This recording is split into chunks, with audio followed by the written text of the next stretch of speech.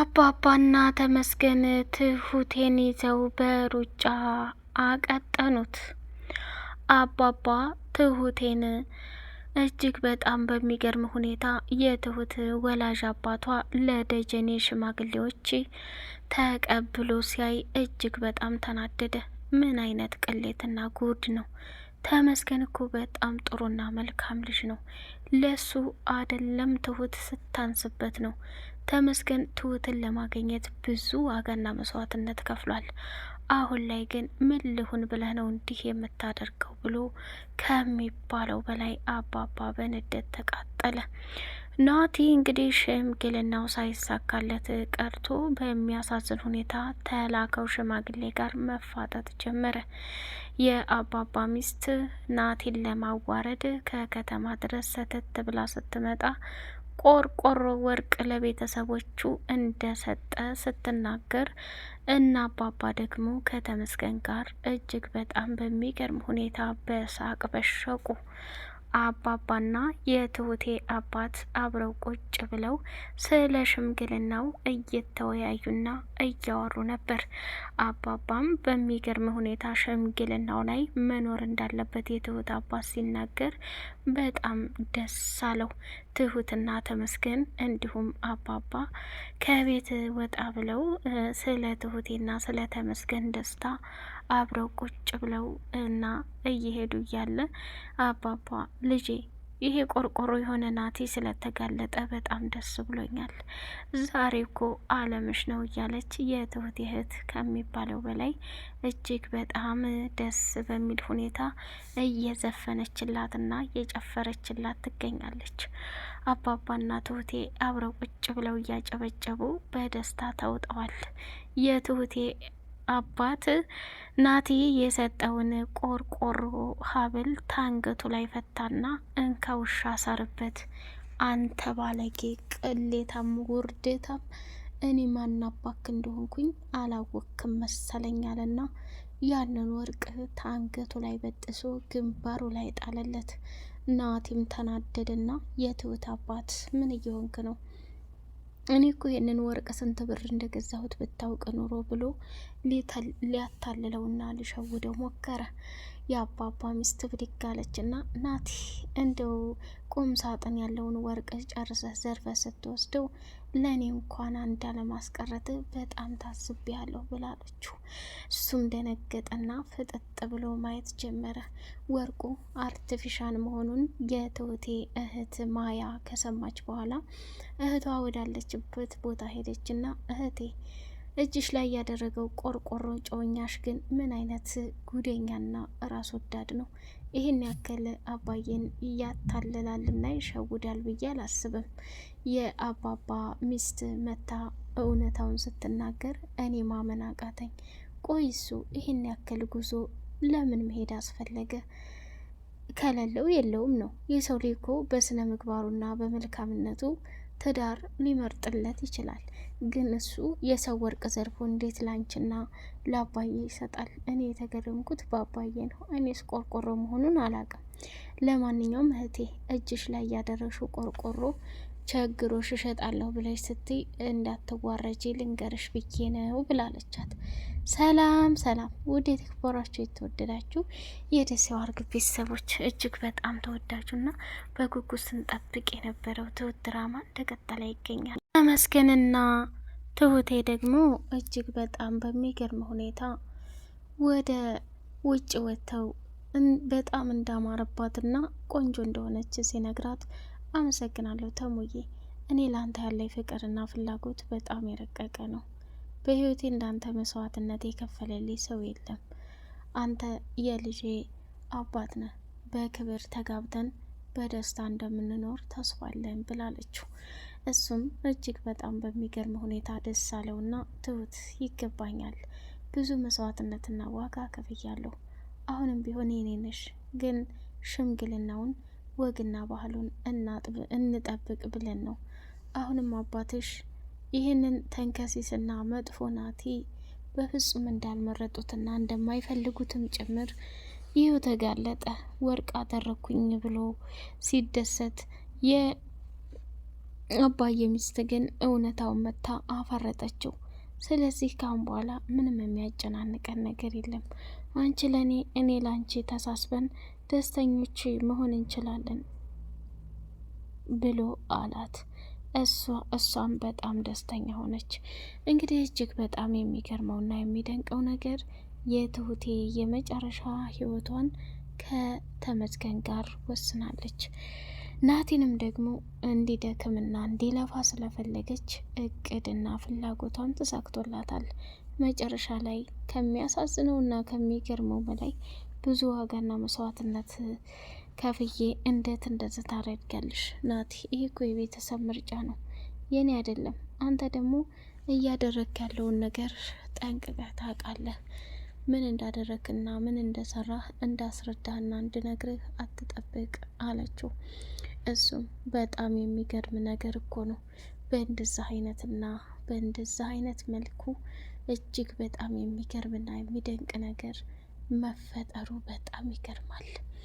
ስለዚህ በእያንዳንዱ መንገድ ላይ ከሚባለውና ከሚነገረው በላይ አንቺ ያሰብሽውንና ያቀርሽውን ነገር ማድረግ ከባድ እና አደገኛ ነገር ነው ብሎ አለ ማለት ነው። አባባና የትሁቴ አባት አብረው ቁጭ ብለው ስለ ሽምግልናው ከተወያዩ በኋላ እንደኔ ናቲ በፍጹም ለትሁት የሚገባት ሰው እንዳልሆነ በአይነህ እያየህ ነው። ተመስገን ግን ኃይለኝነት ሊኖረው ይችላል፣ ለእሷም ደግሞ ይጠቅማታል። ኃይለኛ የሆነው በሌላ ነገር ሳይሆን እሱ በማይፈልገው ነገር አስባችሁት ሊሆን ይችላል። ያለፈው ስህተቱን ደግሞ ይቅር ብሏል።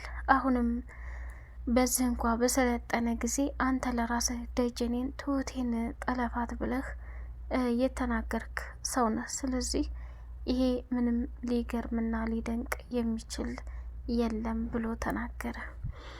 እውነት ለመናገር አንተ የትሁት አባት በችግሯና በመከራዋ ጊዜ ካጠገቧ ሁነህ ልጄን ተስፋ እንዳትቆርጥና ለዚህ ወግና ማድረግ ያበቃኸኝ ጥሩ አድርገህ ስላሳደግልኝ ነው። ያንተም ውለታ አለብኝ፣ አመሰግናለሁኝ እያለ መናገር ጀመረ።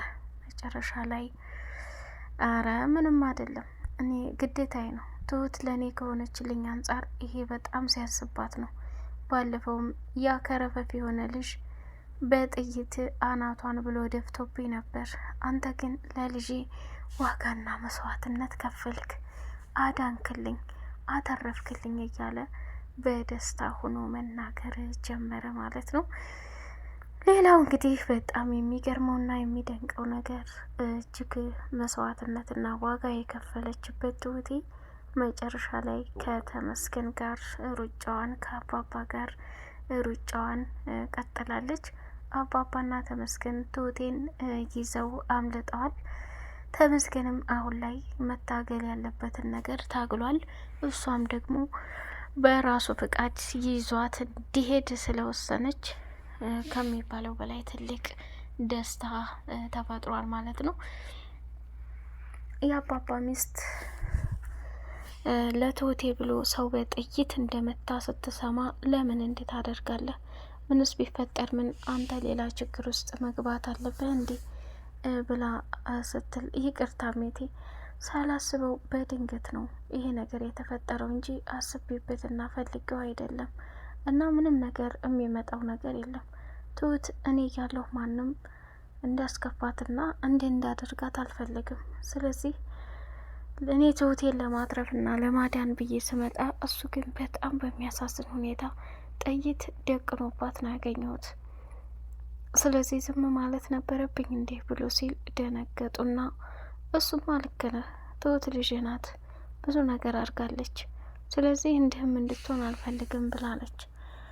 አባባ እንግዲህ የእድልን ሁኔታ ሲጠይቃት እድል ቤተሰቦቿን ፍለጋ ሄዳለች። መፈለግም ካለባት ትፈልግ። ምክንያቱም ከዚህ በኋላ እኔ እሷን የሚይዝበት ምንም አቅም የለኝም። ምንም ቢፈጠር ምንም ቤተሰቦቿን ፈልጋ የማገኘት ፍላጎት እንዳላት ተረድቻለሁ። ልረዳት ይገባል። መሄድ ባለባት ጊዜ ትሄድ ብሎ ተናገረ ማለት ነው። እሱም በጣም በሚገርም ሁኔታ ቢደነግጥም መጨረሻ ላይ እንግዲህ ወደደውም ጠላውም ልክ ነሽ እስካሁን ያደረሻት ነገር ከክፋት ልትወስደው ትችላለች፣ አለማወቋ እንጂ ይህን ሁሉ ያደረሽው ለእሷ እኮ ብለሽ ነው እመቤቴ። ብዙም አታስቢ፣ ብዙም አትጨናነቂ፣ ነገሮቹ መስመር ይይዛሉ። ቤተሰቦቿንም ቢሆን እኔ የትሁትን ሽምግልና ጨርሽ እስከምመጣ ድረስ ጠብቂ ብያት ነበር። ፈጥና መሄዷ ብዙ ነገር ያስከፍላታል እንጂ መፈለግ ግድ አለባት። እኔ ካሁን በኋላ እሷን መከልከል አልፈልግም። እኔ አልጠላትም። ቤተሰቦቿን ፈልጋ ማግኘት ከፈለገች የራሷ ምርጫ ነው። ምንም ልላትም አልፈልግም። ስለዚህ በየትኛውም የህይወት መንገድ ደስ ያላትን ነገር ታድርግ ብሎ ነው የተናገረው ማለት ነው። እንግዲህ ተመስገንም ልክ ነሽ እማዬ፣ አሁን ላይ ትሁት ደስ ያላትን ነገር ማድረግ ትችላለች። አንቺ የሚጠበቅብሽ ልጅሽ መሆኗን አምነሽ በፍጹም መጥላት የለብሽም። እማዬ ብላ ስትመጣ አምነሽ መቀበል መቻል አለብሽ። የምትልሽን ነገር ማድረግ አለብሽ። ከዛ በዘለለ እድል ህጻን ልጅ አይደለችም፣ ማድረግ ያለባትን ነገር ጠንቅቃ ታውቃለች ብሎ ተናገረ ማለት ነው። ትሁት እጅግ በጣም በሚገርም ሁኔታ የመጨረሻና አሳዛኙ ውጤቷ እንግዲህ ደጀኔም ከናቴ ጋር ፊት ለፊት ተፋጠጡና እኔ ነኝ የማገባት እሷ ናት የምታገባኝ እየተባባሉ ክርክራቸውን ቀጥለዋል ማለት ነው። አባባም እንግዲህ በፍጹም ናቴ ላንቺ እንደማይሆንሽ ደጋግሜ ነግሬሻለሁኝ። ስለዚህ ወደድሽውም ጠላሽውም ተመስገንን አጥብቀሻዥና ነገሩን እንቋጭና መሄድም ካለብን እንሄድ፣ እዚሁም ከሆነ የምትኖሩት ምርጫው እናንተ ነው ብሎ አባባ የተናገረው ማለት ነው። ትሁት እንግዲህ ከዛ አካባቢና ሰፈር አባቷም እንዲሁም ደግሞ ማንም ሰው እንዲረብሻት ስለማትፈልግ ከናቲ ጋር ጉዳዩን ጨርሳ ወደ ከተማ መምጣት ትፈልጋለች ማለት ነው። ስለዚህ የትሁት አባት አሁንም ቢሆን ለደጀኔ ቤተሰቦች ለመስጠት ዳር ዳር እያለ ይሄዳል። ይህን ደግሞ በጭራሽ አምና መቀበልም አልፈለገ ትሁቴ። እንግዲህ ምን ይፈጠር ይሆን የሚለውን በጉጉት የምናይ ይሆናል ማለት ነው። ናቲ አሁን ላይ የላካቸው ሽማግሌዎች በፍጹም ናቴን መቀበል እንደማይፈልጉ ነግረውታል። አዋርዶ የትሁት አባት እንዴት በቆርቆሮ እኔን ትቀይረኛለህ በሚል ልክ ልኩን አሳይቶታል ማለት ነው። ሌላውና ትልቁ ነገር ደግሞ እጅግ በጣም በሚያሳዝንና በሚገርም ሁኔታ የተፈጠሩትን ነገሮች በሙሉ ትሁት እያየችና እየሰማች ነው። ግን ምን እንደሆነ አላማና እቅዷ የምናውቀው ስለሌለ በጉጉት እስከምንገናኝ ድረስ ቻናሉን ላይክ፣ ሰብስክራይብ እያደረጋችሁ አበረታቱኝ የኔ ወዶች። ትሁቴ ከተመስገንና ከአባባ ጋር አምልጣ መሄዷ በጣም ደስ ይላል ማለት ነው። የናቲ መጨረሻ ምን ይሆን የሚለውን በቀጣይ የምናየው ይሆናል። እስከዛው ሰላማችሁ ይብዛልኝ። ሰላም አለይኩም ወራህመቱላሂ ወበረካቱሁ።